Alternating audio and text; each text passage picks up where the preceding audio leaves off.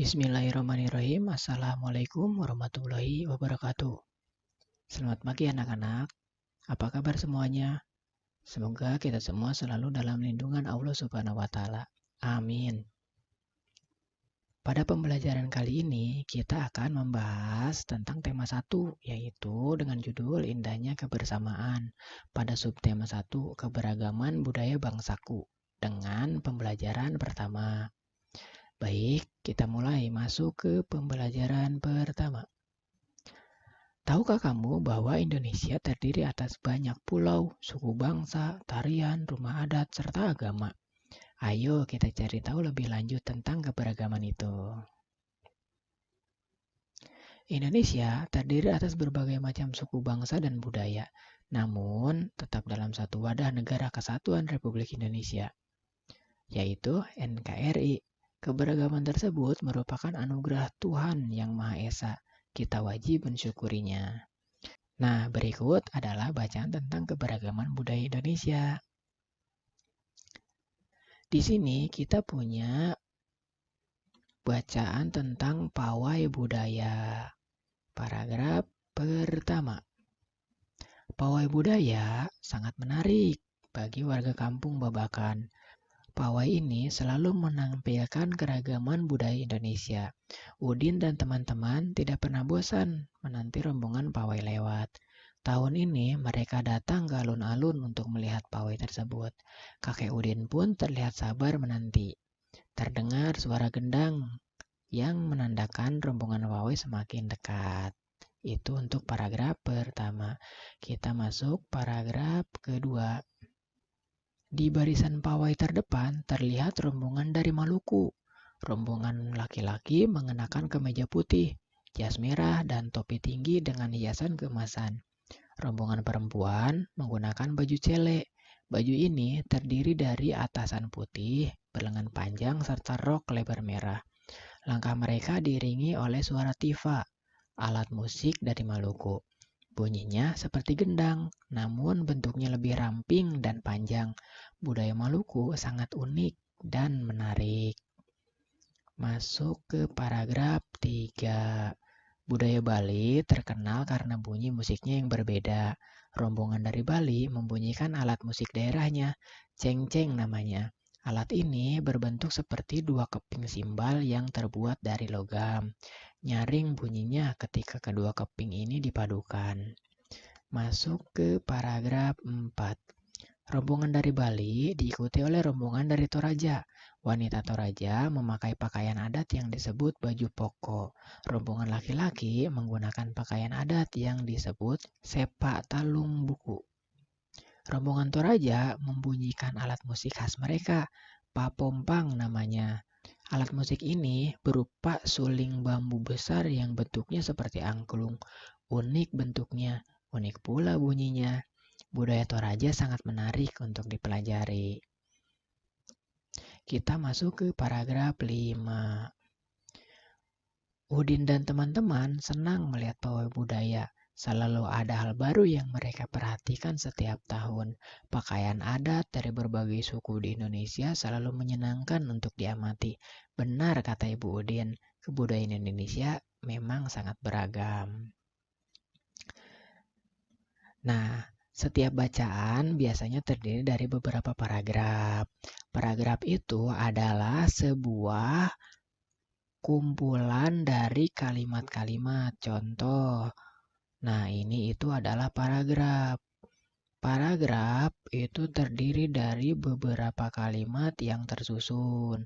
Kalimat itu adalah sebuah kata-kata yang tersusun. Contoh, Udin dan teman-teman senang melihat pawai budaya. Titik. Nah, itu adalah satu kalimat. Sedangkan kalimat itu adalah kumpulan dari kata-kata atau susunan dari kata-kata. Contoh, kata itu adalah budaya. Itu kata pawai, itu kata melihat, itu kata ya, seperti itu ya, paham ya? Untuk kata dan kalimat bisa membedakan ya. Lanjut. Setiap paragraf memiliki gagasan pokok yang didukung oleh gagasan pendukung. Nah, gagasan pokok itu apa, Pak? Gagasan pokok adalah ide utama yang dibahas dalam suatu bacaan. Dapat berupa kalimat inti atau pokok paragraf. Kemudian, gagasan pendukung adalah uraian atau tambahan informasi untuk gagasan pokok tersebut. Jadi, intinya gagasan pokok itu adalah sebuah kalimat yang umum sifatnya, yang global, yang butuh penjabaran atau informasi lebih lanjut guna untuk melengkapi kalimat pokok tersebut. Kemudian masuk ke slide selanjutnya.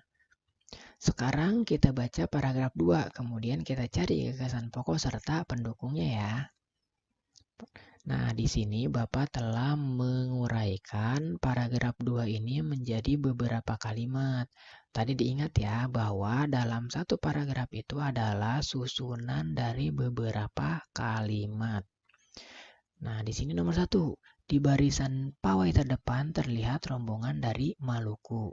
Nah, ini kan sifatnya global ya.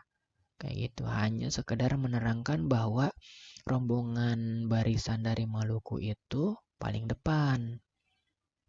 Tidak dijelaskan bahwa rombongan Maluku itu menggunakan apa, ada siapa aja, tidak dijelaskan. Nah, nanti dijelaskannya itu di kalimat selanjutnya. Maka dari itu, kalimat pertama itu adalah gagasan pokok. Gagasan yang membutuhkan uraian lebih lanjut. Itu adalah gagasan pokok. Kemudian untuk nomor 2, rombongan laki-laki mengenakan kemeja putih, jas merah, dan topi tinggi dengan hiasan keemasan. Ini penjabaran atau uraian dari kalimat pertama. Maka dari itu kalimat 2 ini adalah gagasan pendukung. Kalimat 3 pun sama, gagasan pendukung karena uraian dari kalimat nomor 1. Keempat pun gagasan pendukung. Nomor 5, gagasan pendukung juga. Kalimat 6, gagasan pendukung, dan kalimat 7 pun adalah gagasan pendukung. Kenapa gagasan pendukung banyak? Karena gagasan pendukung itu kan informasi lebih lanjut guna untuk menerangkan gagasan pokok sendiri. Paham ya untuk gagasan pokok dan gagasan pendukung? Kita masuk ke slide selanjutnya. Paragraf 3. 1. Budaya Bali terkenal karena punya musiknya yang berbeda. Lihat, ini global nih. Berarti kalau global apa? Gagasan pokok. Kemudian kalimat nomor 2, rombongan dari Bali membunyikan alat musik daerahnya, ceng-ceng namanya. Nah, ini kan penjelasan dari kalimat pertama dari budaya Bali tersebut. Dijelaskan bahwa alat musik Bali itu namanya ceng-ceng. Maka dari itu, kalimat nomor 2 adalah gagasan pendukung. Kalimat nomor 3 apa? Ya, betul, gagasan pendukung. Kalimat nomor 4, betul sekali, gagasan pendukung. Paham ya? Kemudian untuk paragraf 4 dan paragraf 5, coba kalian uraikan seperti ini ya. Kalimat-kalimat yang ada pada paragraf 4 dan paragraf 5, kalian uraikan menjadi beberapa kalimat. Kalimat 1 apa, kalimat 2 apa, kalimat 3 apa, kalimat 4 apa, dan seterusnya. Ya, kemudian setelah itu identifikasi mana yang merupakan gagasan pokok dan mana yang merupakan gagasan pendukung. Paham ya? Selanjutnya, Indonesia adalah negara yang sangat beragam budaya, agama, dan bahasa daerahnya. Sebagai warga negara yang baik, kita wajib menghargai keberagaman tersebut. Nah, di sini Bapak punya berbagai contoh-contoh pakaian adat, tari daerah, rumah khas daerah, ya, dan senjata-senjata tradisional dari berbagai macam daerah. Nah, kalian tahu nggak Indonesia itu sekarang ada berapa provinsi? Ya, betul. Indonesia sekarang terdiri dari 34 provinsi. Nah, ini adalah contoh-contoh dari pakaian adat, tari daerah, rumah daerah, dan senjata tradisional dari berbagai daerah yang ada di Indonesia. Begitu ya, ada 34 provinsi paling muda yaitu Kalimantan Utara atau biasa disebut Kaltara. Nah, setelah mendapat informasi di atas, jawablah pertanyaan berikut. Nomor 1. Apakah kalian semua berasal dari daerah yang sama? Jelaskan. Contoh jawabannya misal, ya kami berasal dari satu daerah, yaitu Karawang, Jawa Barat. Kalau misalnya dalam satu kelas ini hanya terdiri dari orang Karawang saja.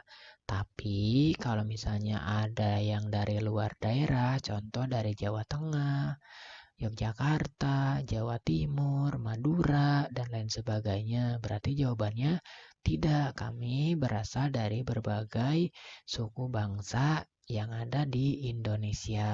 Begitu contohnya ya. Kemudian nomor 2, apakah kalian mempunyai ciri khas daerah yang sama? Jelaskan. Tidak, kami memiliki ciri khas yang berbeda-beda. Begitu ya, ada yang dari daerah Jawa Barat dengan bahasa Sundanya, ada yang dari Yogyakarta dengan bahasa Jawanya, contohnya, dan lain sebagainya. Kemudian nomor 3, bagaimana sikap yang seharusnya kalian tunjukkan terhadap perbedaan yang ada? Jawabannya adalah tetap hidup rukun, saling menghargai, tidak mengejek ciri khas daerah kita semua. Itu ya salah satu contoh jawabannya. Kemudian, Indonesia terdiri atas berbagai macam suku bangsa dan budaya, namun tetap dalam satu wadah, yaitu Negara Kesatuan Republik Indonesia atau NKRI. Keragaman tersebut merupakan identitas bangsa Indonesia yang membuat bangsa Indonesia dikenal sebagai bangsa yang memiliki kekayaan budaya, suku, dan agama yang berbeda-beda. Keragaman tersebut merupakan anugerah dari Tuhan Yang Maha Esa. Kita wajib mensyukurinya. Wujud syukur tersebut dapat dilakukan dalam bentuk saling menghargai antar suku dan pemeluk agama atau kepercayaan yang berbeda. Nah, kalian tahu nggak? Di Indonesia ini ada berapa agama yang diakui oleh negara? Nah, agama yang diakui oleh undang-undang itu ada 6 ya. Yang pertama Islam, yang kedua Kristen, yang kedua Katolik, yang keempat Hindu, yang kelima Buddha, dan yang keenam adalah Konghucu. Meskipun di Indonesia ini sebetulnya banyak sekali agama-agama atau kepercayaan-kepercayaan nenek moyang yang masih dianut oleh suku bangsa yang tersebar di seluruh Nusantara atau di seluruh Indonesia. Begitu ya. Nah, sekarang tuliskan pada kolom berikut apa yang telah kamu lakukan untuk menghargai perbedaan yang ada. Salah satunya nomor 1 di sini bermain bersama dengan teman yang berlainan agama. Meskipun agamanya beda, kita harus tetap rukun, kita harus tetap main bersama-sama, begitu ya. Apalagi kira-kira tidak mengganggu dan tidak mengejek teman yang berbeda agama ketika sedang beribadah. Ya, harus hidup rukun. Nomor 3, tidak mengejek suku lain dan agama lain.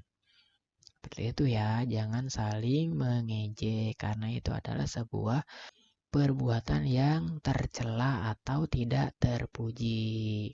Kemudian nomor 4 dan nomor 5 coba kalian isi sendiri. Apa kira-kira sifat menghargai keberagaman yang ada di Indonesia?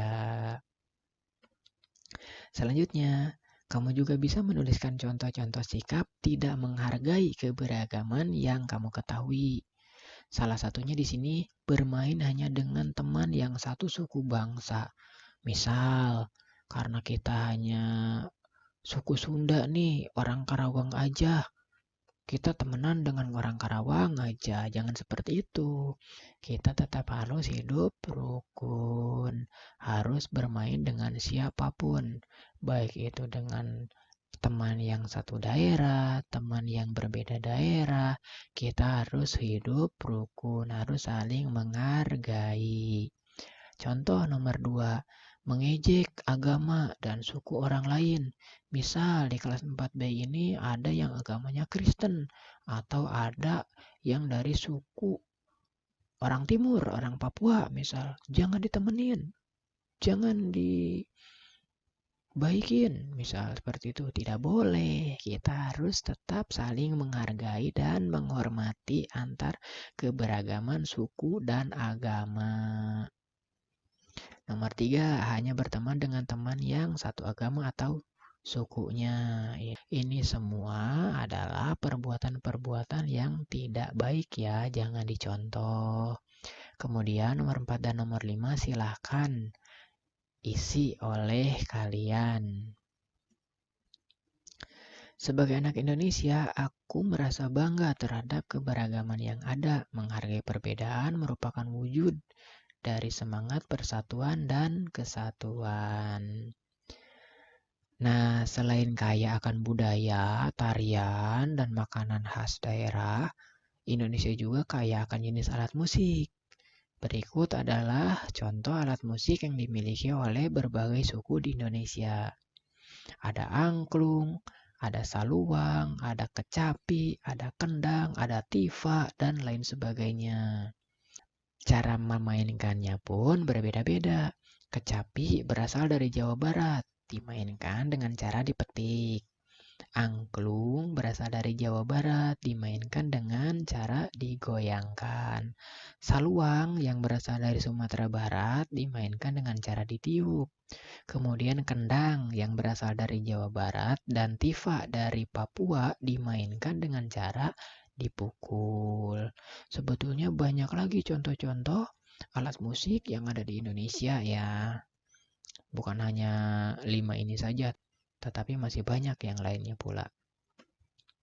Selanjutnya, tuliskan nama alat musik tradisional yang kamu ketahui. Jelaskan asal alat musik itu, cara memainkannya, serta cara terjadinya bunyi pada alat musik tersebut. Contoh di sini, alat musik suling. Berasal dari daerah Jawa Barat. Cara memainkan dan cara menghasilkan bunyinya yaitu dengan cara alat tersebut dimainkan dengan cara ditiup sehingga menimbulkan getaran udara dalam suling. Getaran tersebut menghasilkan bunyi. Contoh kedua ada kecapi. Kecapi berasal dari betul, Jawa Barat. Cara memainkannya dengan cara dipetik. Senar yang dipetik bergetar dan menghasilkan bunyi. Kemudian ada tifa, berasal dari Papua. Cara menghasilkan bunyinya dimainkan dengan cara dipukul. Bagian yang dipukul bergetar dan menghasilkan bunyi. Nah, itu adalah contoh-contoh alat musik berasal dari daerah mana dan cara memainkannya. Kemudian nomor 4 dan nomor 5 kalian tulis ya. Apa yang kalian ketahui ini, 2 lagi kira-kira apa alat musik yang kalian ketahui ya. Selanjutnya, Tuhan Yang Maha Esa menganugerahkan kita indera pendengaran.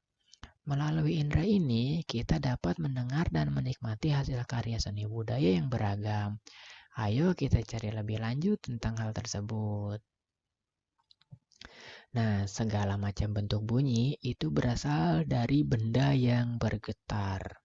Getaran dari satu benda akan mengakibatkan udara di sekitarnya bergetar juga. Getaran tersebut menimbulkan gelombang bunyi di udara. Benda-benda yang bergetar dan menghasilkan bunyi disebut sumber bunyi. Kemudian bunyi dapat merambat melalui benda padat, cair, dan gas. Akan tetapi bunyi tidak dapat merambat di ruang yang hampa. Begitu ya. Nah, itu adalah pembelajaran kali ini.